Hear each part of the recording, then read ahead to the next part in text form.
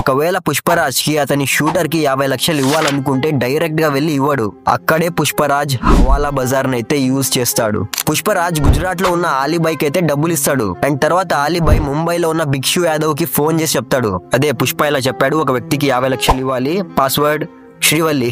ఇక్కడ ఆలీబాయ్ అండ్ భిక్షు యాదవ్ వీళ్ళిద్దరు హవాలా బ్రోకర్స్. హవాలా అంటేనే ఒక world wide network of brokers.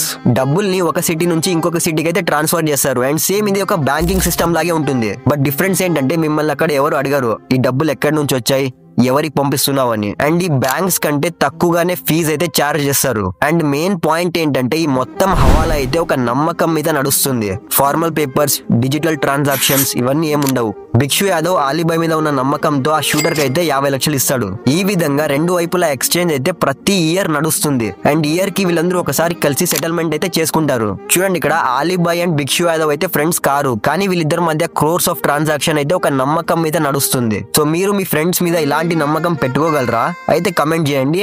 And వాళ్ళకైతే ఈ రీల్ షేర్ చేయండి.